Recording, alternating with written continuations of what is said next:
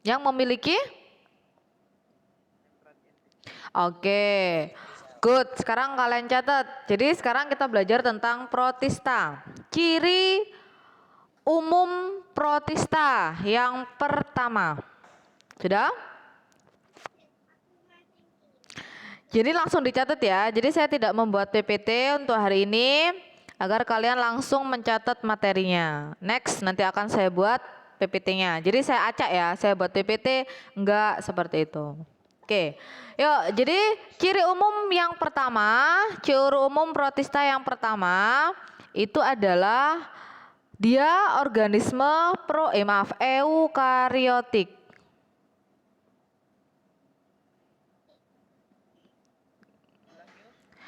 Jadi ciri umum protista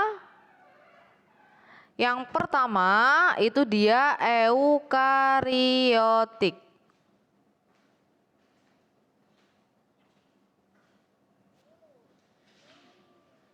Sudah?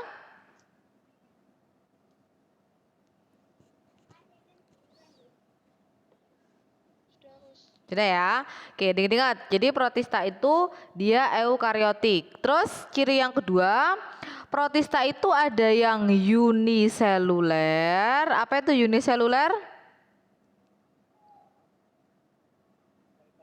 Oke, jadi kayak ini ya. Lah yang saya tunjukkan gambarnya, lah ini dia adalah uniseluler. Jadi dia cuma terdiri atas satu sel aja. Tapi protista juga ada yang multiseluler. Nah, berarti dia terdiri atas lebih dari satu sel. Oke. Terus yang ketiga, habitatnya, tempatnya protista itu di mana?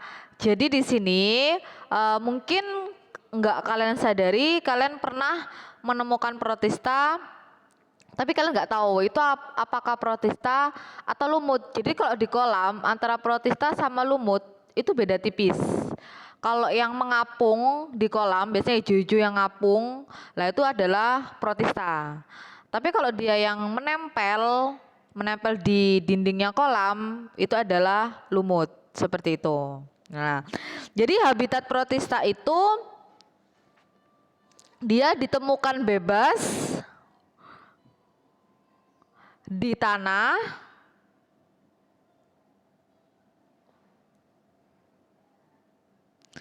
hidup bebas di tanah, habitatnya hidup bebas di tanah, sudah?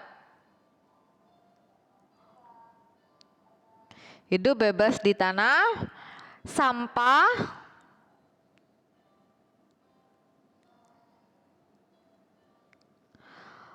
tumpukan dedaunan,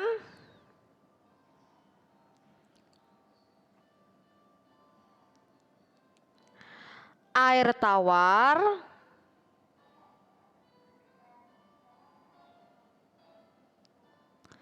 air laut,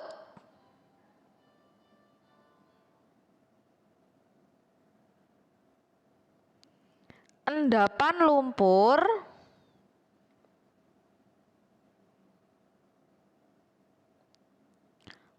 pasir,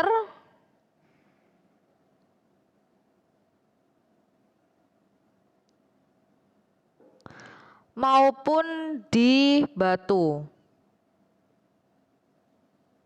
Saya ulang ya. Jadi habitatnya protista itu hidup bebas di tanah, sampah, tumpukan dedaunan, air tawar, air laut, endapan lumpur, pasir, maupun di batu. Sudah?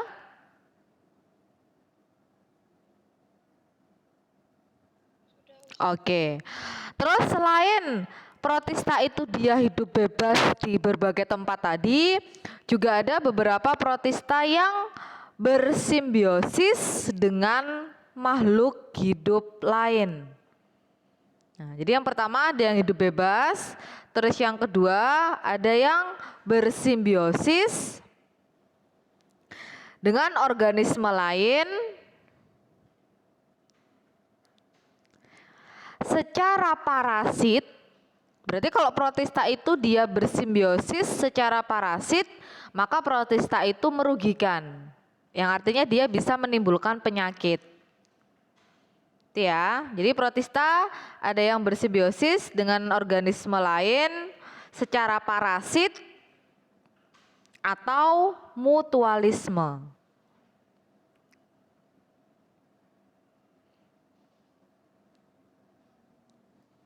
Oke, bisa dipahami sampai dari sini? Saya ulangi ya. Oke, jadi habitat protista yang pertama itu dia ada yang hidup bebas di berbagai tempat tadi. Terus yang kedua ada yang bersimbiosis dengan organisme lain secara parasit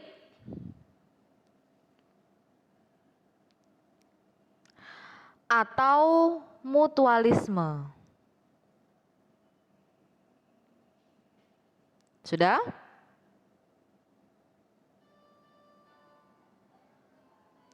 Nah, berarti di sini artinya ada protista itu yang menguntungkan karena dia bersimbiosis mutualisme, ada protista yang merugikan karena dia bersimbiosisnya secara parasit seperti itu. Oke, terus ciri yang keempat, reproduksi protista ada dua.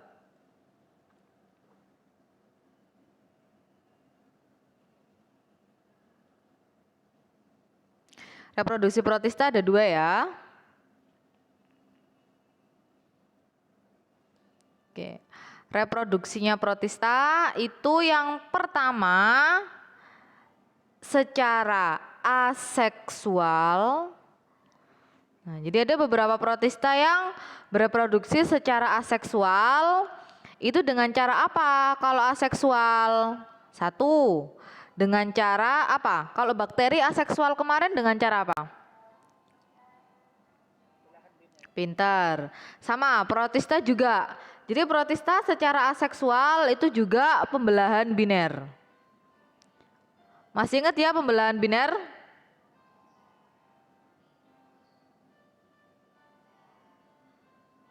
Halo? Masih ingat pembelahan biner? Masih ya, jadi dari satu sel, terus habis itu dia membelah menjadi dua, terus dua nanti membelah, begitupun seterusnya. Itu adalah pembelahan biner. Terus yang kedua, bisa secara fragmentasi.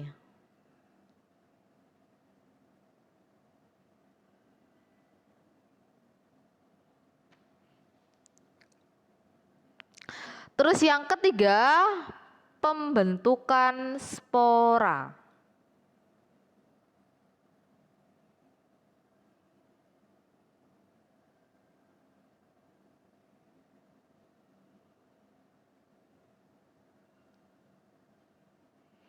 Oke, saya ulang ya.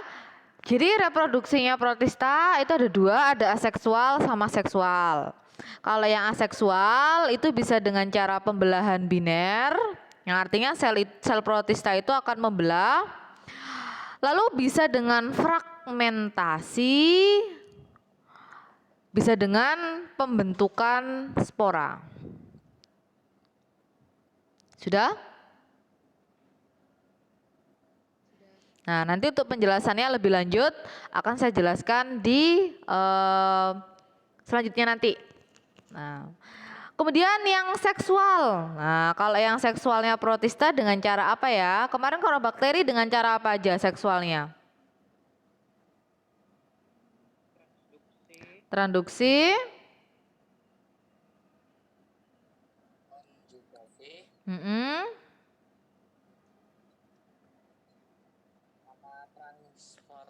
Transformasi.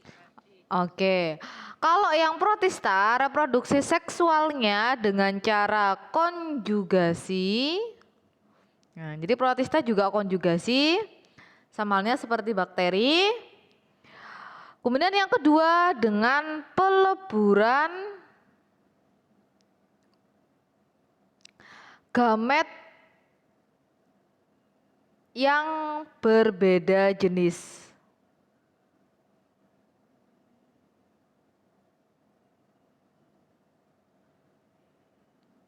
Peleburan gamet yang berbeda jenis.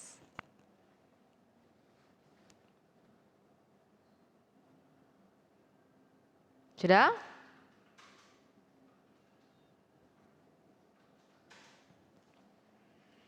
Oke, saya ulang ya. Jadi reproduksi seksualnya protista 1 bisa dengan cara konjugasi.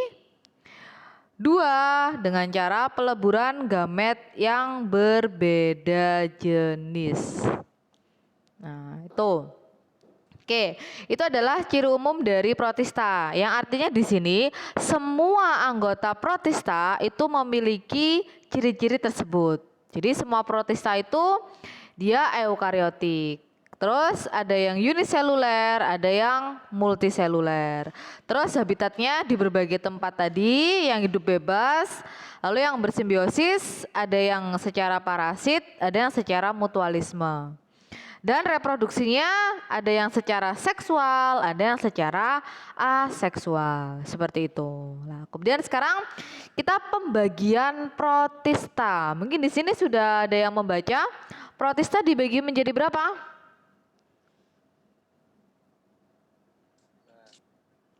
Apa aja?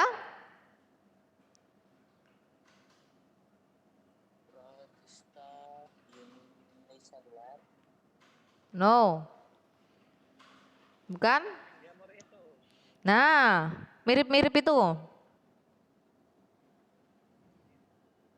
Protista mirip tumbuhan, protista mirip hewan. Sama satunya? Ada 3 ya, protista mirip hewan, terus?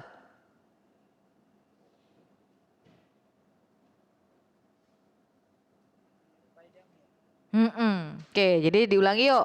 Protista dibagi menjadi 3. Nah, ada protista mirip hewan.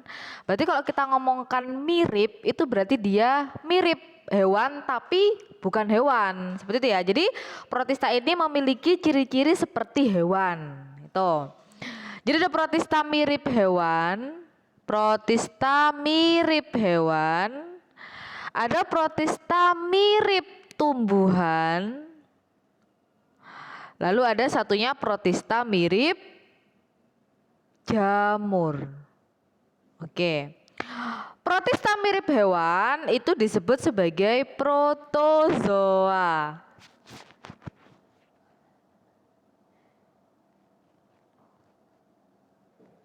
Kalau protista mirip tumbuhan itu adalah alga atau ganggang.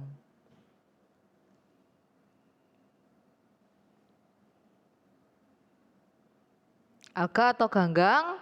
Kalau protista mirip jamur itu ya jamur protista. Jadi dia bukan jamur ya, cuma dia itu memiliki ciri-ciri seperti jamur.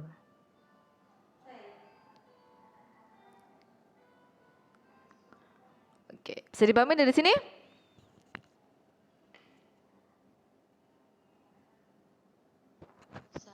Oke, saya ulang. Protista dibagi menjadi 3, ada protista mirip hewan, namanya adalah protozoa. Ada protista mirip tumbuhan, itu yang kita sebut sebagai alga atau ganggang. Lalu ada protista mirip jamur atau jamur protista. Nah, sekarang kita masuk ke ciri khusus dari masing-masing protista ini. Ciri khususnya apa? Kok sehingga dia dibedakan menjadi kelompok yang berbeda seperti itu. Kalau protista mirip hewan, itu dia sifatnya heterotrof. Tahu ya heterotrof itu apa? Siapa yang tahu heterotrof di sini? Bisa membuat makanan sendiri. Oke, sehingga dia makannya gimana? Sehingga dia memperoleh makanannya di mana? No, heterotrof. Dia nggak bisa membuat makanannya sendiri, sehingga dia memperoleh makanan dari mana? inang lainnya.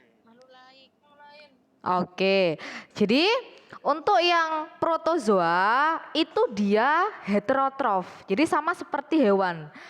Kita ini kan masuk ke dalam animalia ya, kita ini masuk ke dalam kelompoknya animalia atau kelompoknya hewan. Jadi kita itu juga heterotrof. Kita nggak bisa membuat makanan sendiri seperti tumbuhan yang fotosintesis itu. Lah, gimana cara kita memperoleh makanan?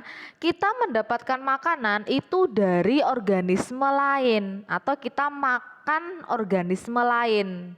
Sehingga kita bisa memperoleh makanan. Paham? Oke, good. Jadi protista mirip hewan atau protozoa itu dia sifatnya heterotrof, sama seperti hewan.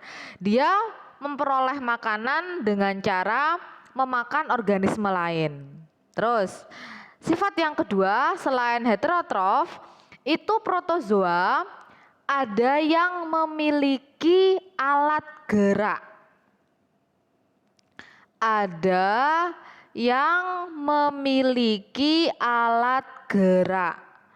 Otomatis kalau protista itu dia memiliki alat gerak, berarti dia bisa berpindah tempat atau bergerak seperti layaknya hewan. Paham? Nah, makanya dia disebut protista mirip hewan karena dia punya sifat-sifat seperti hewan, yaitu heterotrof dan memiliki alat gerak atau bisa bergerak itu. Bisa dipahami dari sini? Bisa. Oke, lanjut ya. Oke, yang kedua adalah protista mirip tumbuhan atau yang biasa kita sebut alga atau ganggang. Lah mungkin di sini kalian yang bingung bedakan antara kira-kira kalau saya ketika lihat kolam ini kira-kira apa ya, lumut atau ganggang. Nah biasanya itu antara lumut sama ganggang itu beda tipis. Kalau di laut lah biasanya kalau kalian lihat hijau-hijau di dalam laut, nah itu sebagian besar mereka adalah ganggang atau alga itu atau protista mirip tumbuhan. Nah oke, kenapa kok dia disebut mirip tumbuhan? Kenapa kira-kira? Karena fotosintesis. Pinter. Jadi kenapa kok dia disebut protista mirip tumbuhan? Karena dia memiliki sifat yang pertama itu adalah autotrof. Nah, autotrof atau fotoautotrof. Tahu ya tulisannya ya? Autotrof. Nah, atau fotoautotrof.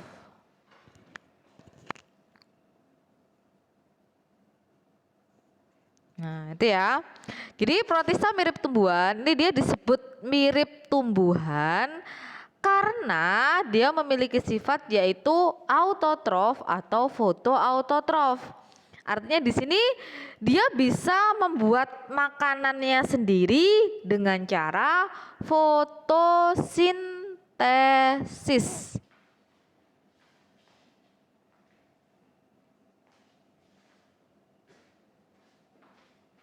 Sudah?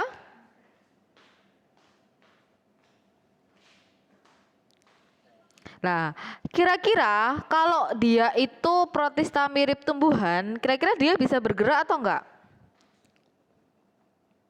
Bisa. Tumbuhan bisa bergerak. Bergeraknya di sini berpindah tempat ya maksudnya. Bisa enggak? Pernah kalian lihat mangga itu punya kaki untuk berjalan? Punya alat gerak untuk berjalan? Enggak ya? Nah, good. Jadi protista mirip tumbuhan di sini sifat yang kedua dia tidak memiliki alat gerak. Nah, sehingga dia tidak bisa bergerak.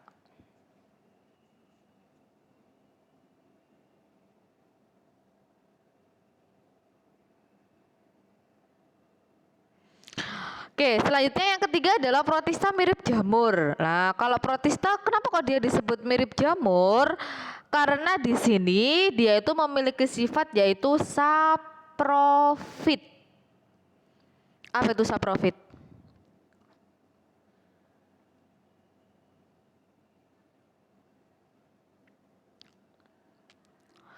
Apa saprofit? Siapa yang tahu saprofit? Coba dicari apa itu saprofit. Menumpang pada tumbuhan lain. Itu parasit. Nah, kalau saprofit apa?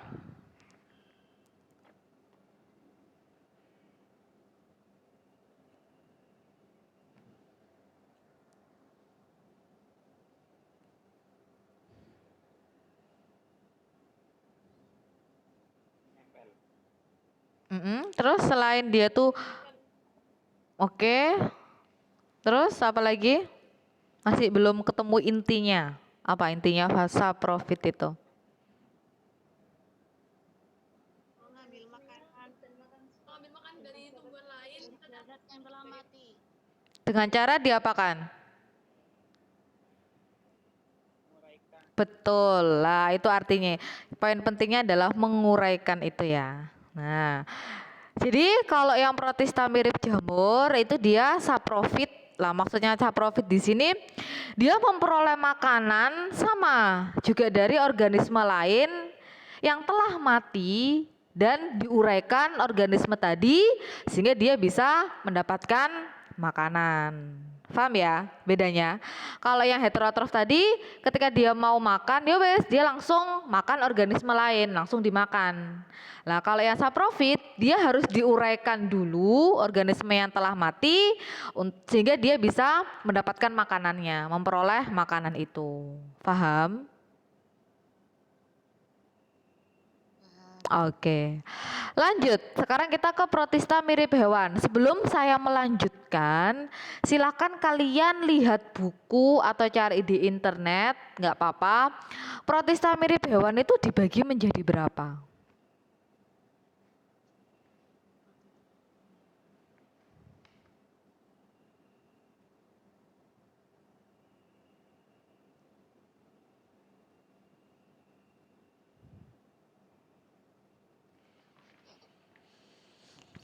Yuk, protista mirip hewan atau protozoa itu dibagi menjadi berapa? Apa aja empat itu? Apa aja? Heeh. Terus? Terus? Terus? Oke. Sip, silakan kalian tulis di situ protozoa dibagi menjadi 4 filum, pembaginya itu berdasarkan apa? Kenapa kok dia dibagi menjadi 4 itu pembaginya berdasarkan apa? Pintar. Jadi protozoa itu dibagi menjadi 4 filum berdasarkan alat geraknya.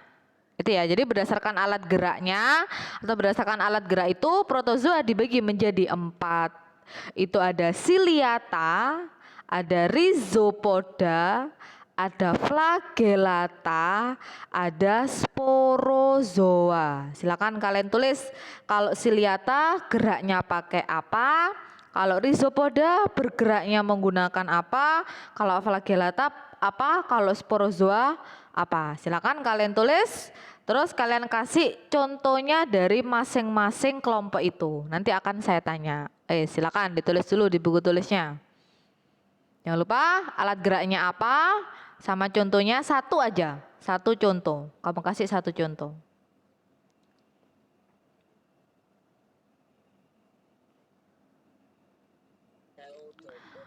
Oke, sip, pintar. Jadi rhizopoda itu dia bergeraknya pakai pseudopodia. Apa sih pseudopodia itu? Pseudopodia itu adalah kaki semu. Mana us maksudnya? Oke, enaknya. Oke, tadi saya mana tadi? Sampai rhizopoda ya? Oke, lanjut. Tadi kalau rhizopoda geraknya pakai apa?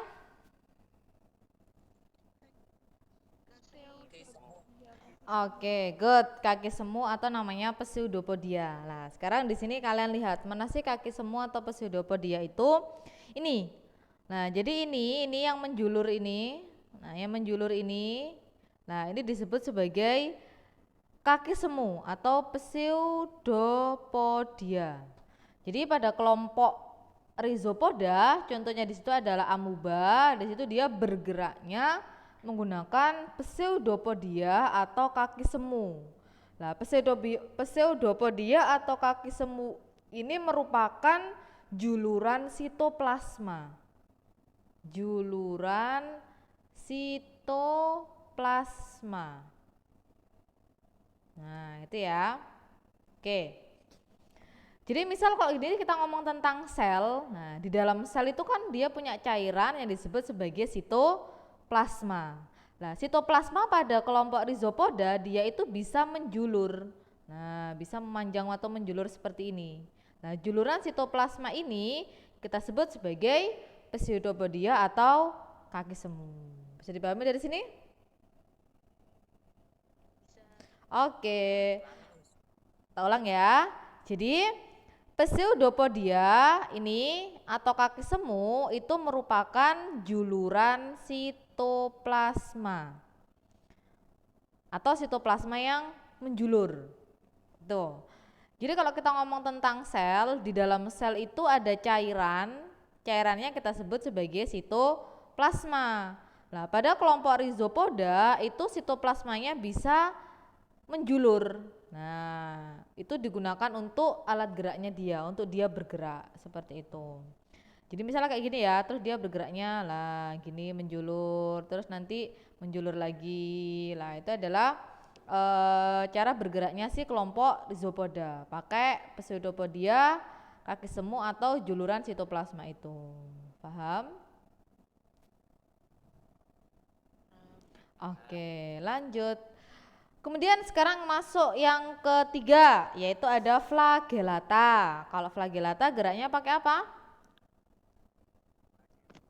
Flagel, bulu cambuk. Ya, betul. Jadi kalau flagellata, kelompok flagellata itu dia bergeraknya pakai flagel. Nah, kayak tahu ya, kemarin kan tahu bakteri ya. Nah, bakteri itu kan punya flagel. Nah, bulu cambuknya itu. Nah, ini adalah flagelnya. Tuh, jadi dia bergeraknya pakai flagel ini. Lanjut, kemudian yang keempat ada sporozoa. Kalau sporozoa gimana? Tidak bisa gerak.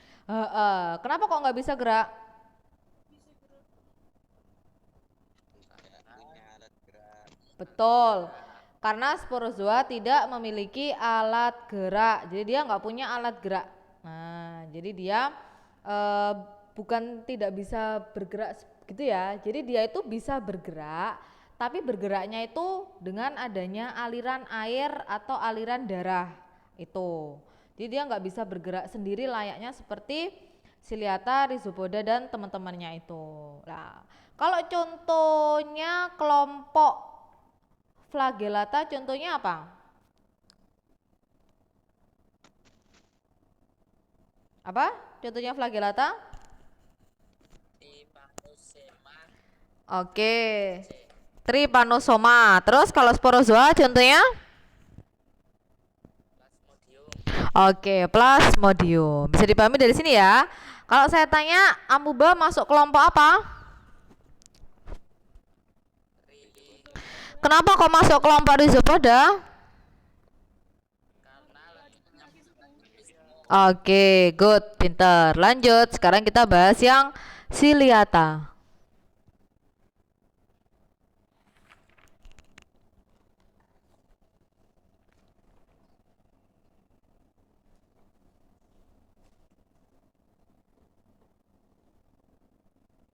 Ciliata.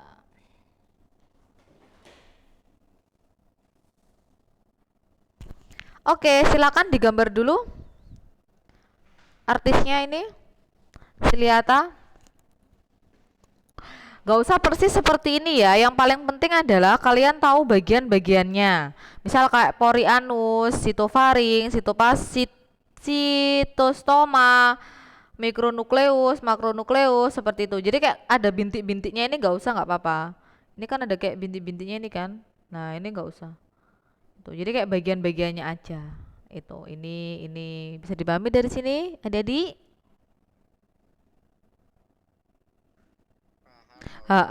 Sip, pinter. Silahkan digambar dulu ini. Ini adalah salah satu contoh anggota ciliata.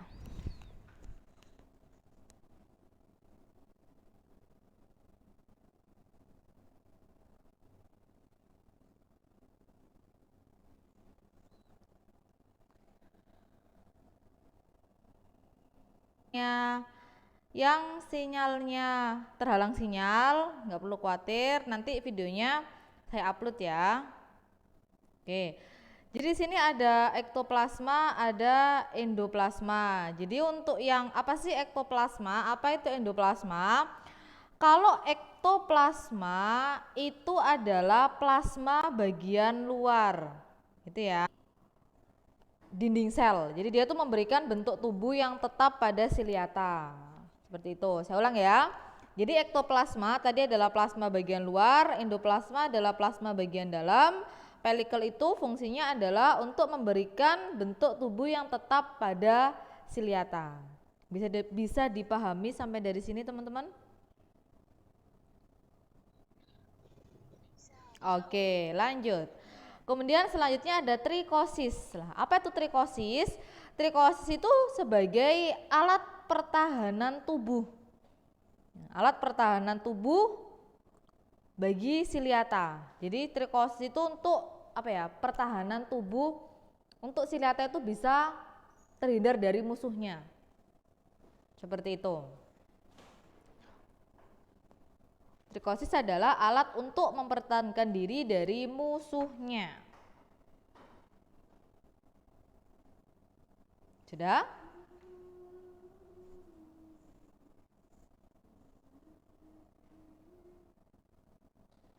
Sudah, teman-teman? Oke. Kemudian selanjutnya ada makronukleus, ada mikronukleus. Bedanya di situ apa? Kalau makronukleus itu berarti inti sel yang berukuran besar. Kalau mikronukleus itu inti sel yang berukuran kecil.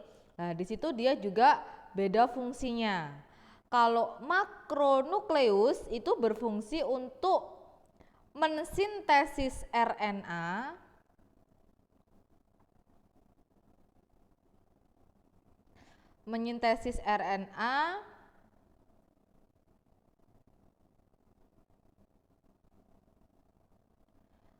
mengatur aktivitas dan pertumbuhan sel,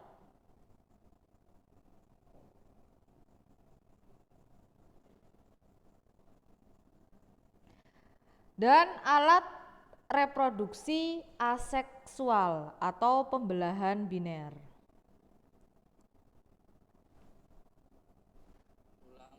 Saya ulang ya. Jadi makronukleus itu berfungsi untuk menyintesis RNA,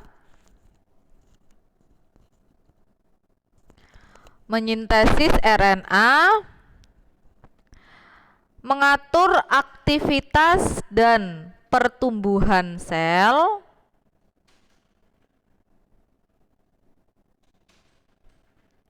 dan alat reproduksi aseksual atau pembelahan biner.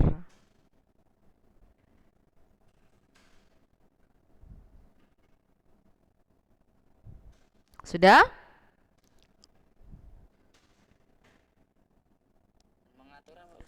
Mengatur aktivitas dan pertumbuhan sel,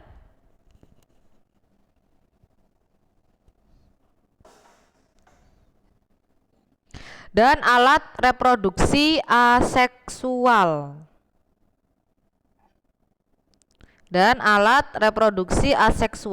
Atau pembelahan biner. Nah, itu adalah fungsi dari makronukleus. Nah, kalau mikronukleus itu fungsinya sebagai alat reproduksi seksual atau konjugasi.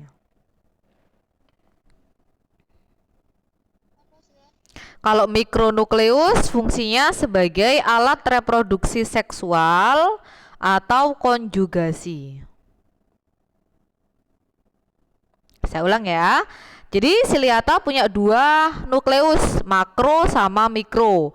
Kalau makro berarti yang ukurannya besar, kalau mikro yang ukurannya kecil. Kalau makronukleus fungsinya untuk mensintesis RNA, mengatur aktivitas dan pertumbuhan sel, dan alat reproduksi aseksual atau pembelahan biner.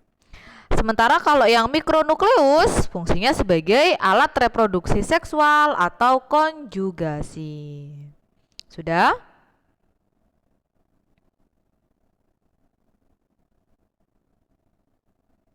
Oke, sekarang kita ke vakuola. Coba dilihat di situ.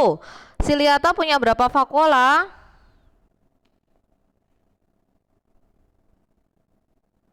Apa? Vakuola makanan dan vakuola kontraksi. Oke, good, pintar. Jadi vakuolanya pada siliata ada dua, ada vakuola makanan, ada vakuola kontraktil. Kalau vakuola makanan itu di situ berfungsi untuk mencerna makanan. Vakuola makanan berfungsi untuk mencerna makanan. Kalau vakuola kontraktil berfungsi untuk osmoregulasi.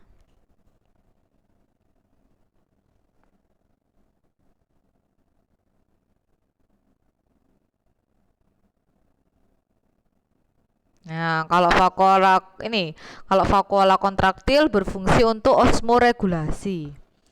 Apa sih osmoregulasi itu? Osmoregulasi itu adalah mengatur tekanan osmotik cairan di dalam tubuh. Mengatur tekanan osmotik cairan di dalam tubuh.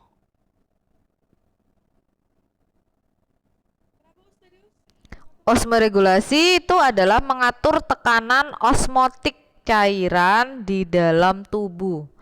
Mengatur tekanan osmotik cairan di dalam tubuh.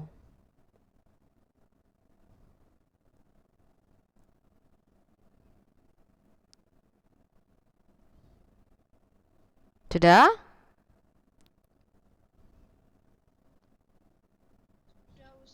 Oke, itu ya. Jadi kalau vakuola makanan berfungsi untuk mencerna makanan, kalau vakuola kontraktil itu fungsinya untuk osmoregulasi atau mengatur tekanan cairan di dalam tubuh.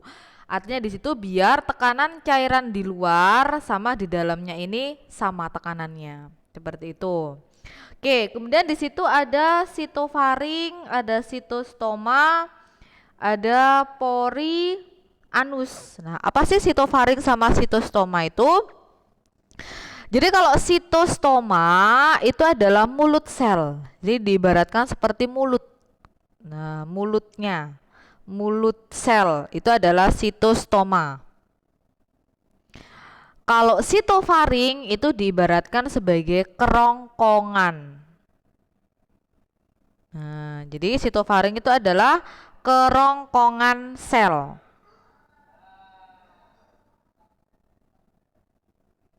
Sudah? Kalau pori anus berarti di situ adalah lubang anus untuk keluarnya sisa dari pencernaan. Nah, habis ini akan saya jelaskan bagaimana cara vakuola ini memperoleh makanan. Sitostoma itu mulut sel. Jadi sitostoma itu mulut sel. Jadi sama seperti mulutnya ya. Sitostoma itu adalah mulut sel. Kalau sitofaring itu kerongkongan sel.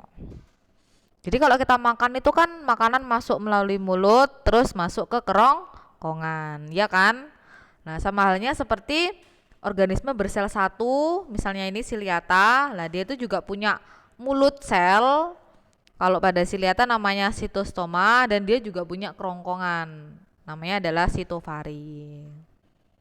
Nah, kemudian kalau pori anus, lah ini diibaratkan seperti anus, tempat keluarnya sisa pencernaan. Paham dari sini teman-teman? Oke, sekarang saya tanya. Bagian yang berfungsi untuk mempertahankan bentuk tubuh siliata itu apa? Trikosis. Nah, yo, mempertahankan bentuk tubuh pelikel, mempertahankan bentuk tubuhnya ya. Nah, kalau sebagai pertahanan diri, biar dia itu nggak terkena serangan musuhnya. Trikosis. Nah, itu ya. Oke, bagian yang berfungsi untuk mencerna makanan. Oke, bagian yang berfungsi untuk konjugasi. Mikronukleus. Oke, good. Nah, sekarang kita akan mempelajari bagaimana caranya si organisme kecil ini. Ini adalah organisme mikroskopis ya. Artinya dia hanya bisa dilihat melalui mikroskop. Lah, bagaimana Allah mengatur organisme sekecil ini untuk dia bisa makan seperti kita. Kita kan makan. Nah, dia organisme juga butuh makan. Nah, bagaimana cara dia itu makan? Oke.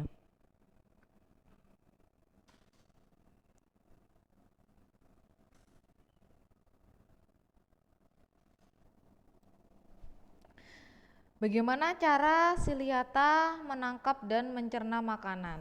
Nah, sekarang dari sini. Jadi, apa sih makanannya siliata itu? Siliata itu makan bakteri dan serpihan bahan organik. Jadi, misal kayak tumpukan dia itu biasanya hidup di air sawah. Jadi, misal kayak tumpukan-tumpukan jerami. Jadi, serpihan-serpihannya jerami, lah itu dia makan itu. Serpihan-serpihannya daun.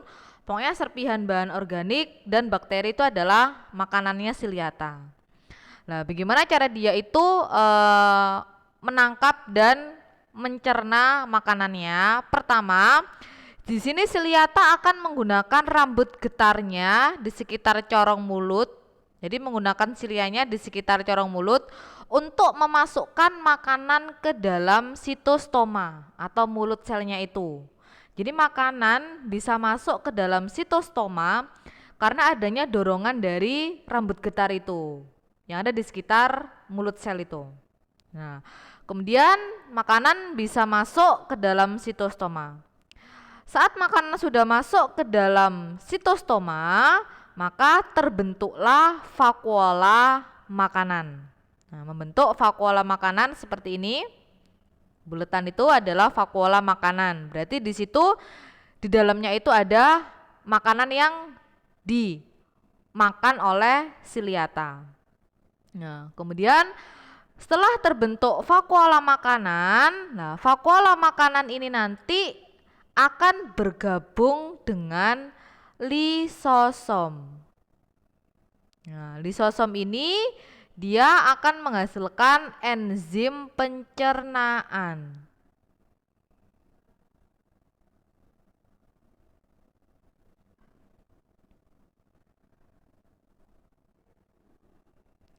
Apa fungsi dari enzim pencernaan ini? Jadi enzim pencernaan di sini dia fungsinya untuk mencerna makanan yang ada di dalam vakuola makanan tadi. Paham?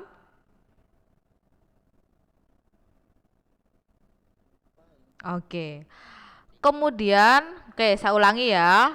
Saya ulangi sekali lagi. Jadi makanan bisa masuk ke dalam sitostoma karena apa? Bantuan dari Oke, bantuan dari Oh my god, guys. Nah, jadi tadi siliata bisa mengambil makanannya karena ada bantuan dari bulu getar yang ada di sekitar mulutnya atau corong mulutnya ini.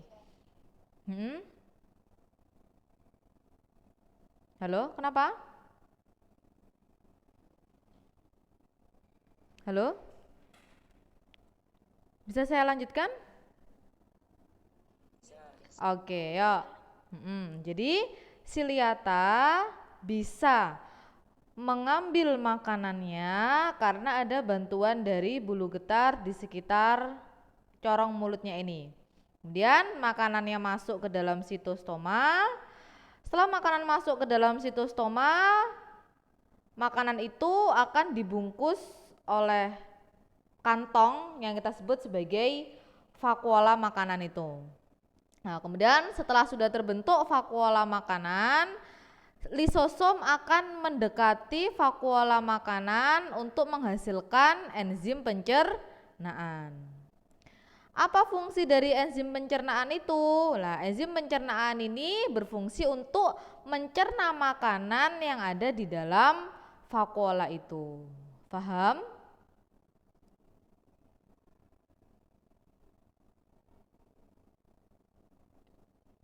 Halo? Oke. Kemudian hasil dari pencernaannya dimasukkan kemana?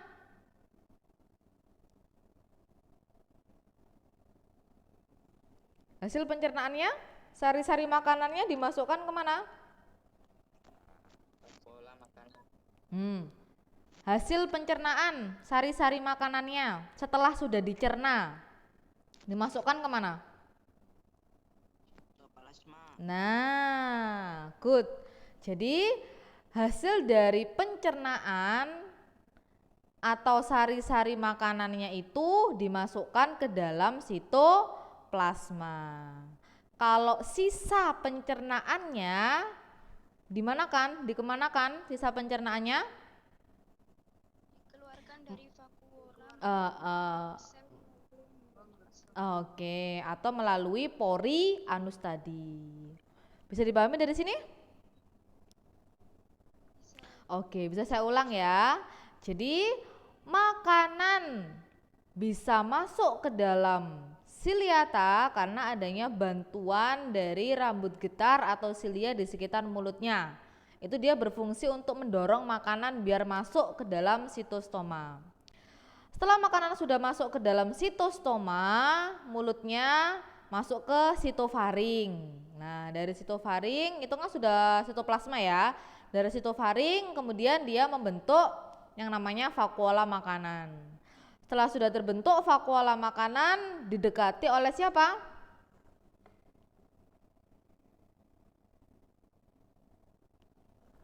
Vakuola makanan bergabung dengan siapa?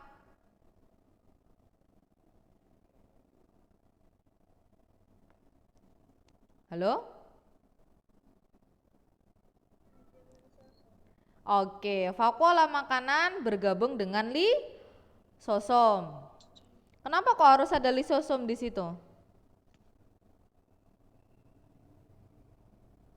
karena untuk mencerna Pintar. Good.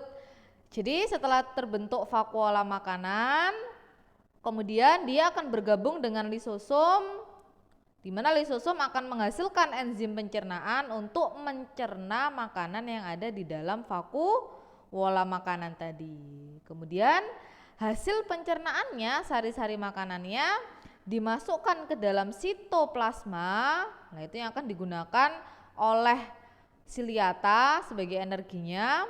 Kemudian kalau sisa pencernaannya itu akan dikeluarkan melalui pori anus itu atau membran plasma ini ya.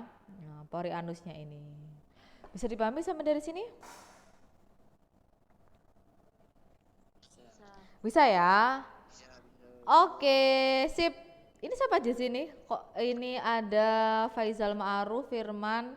Oke, nyoba diulangi, saya kemungkinan satu anak aja sebelum saya selesai menyelesaikan.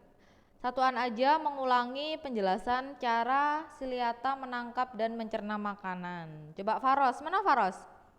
Ada ya Faros ya? Baterainya belum habis ya Faros? Ayo Ros, jelaskan Ros.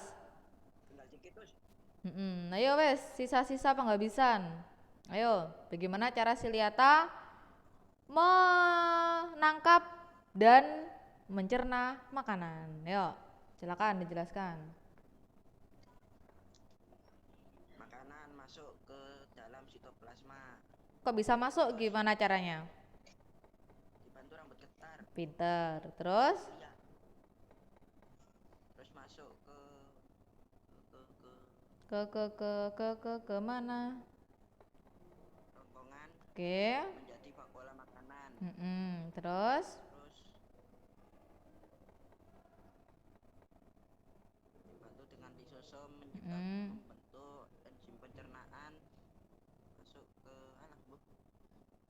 Duh, ya apa wes bener. Vakuola makanan sudah terbentuk vakuola makanan kan, bergabung dengan lisosom. Ya. Nah, lisosom itu menghasilkan apa, Ros? Menghasilkan enzim Enzimnya digunakan untuk apa? pencerna. Nah, terus makannya sudah dicerna. Habis itu Hasil pencernaan masuk ke dalam sitoplasma secara difusi. terus Sisa makanan yang tidak dapat dicerna dikeluarkan dari vakuola menuju luar sel melalui Orianus. pintar. Good. Oke, nanti untuk tugasnya akan saya share di Google Classroom. Insya Allah nanti malam atau kalau enggak besok untuk tugasnya. Nanti untuk deadline-nya seperti biasa hari Sabtu sebelum maghrib itu ya. Oke, kalau tidak ada yang ditanyakan, kok apa Ros? Semangat ya, semuanya semangat. Kalau tidak ada yang ditanyakan, bisa saya akhiri sampai di sini. Semoga ilmu yang kita pelajari hari ini bisa bermanfaat. Kita berdoa terlebih dahulu.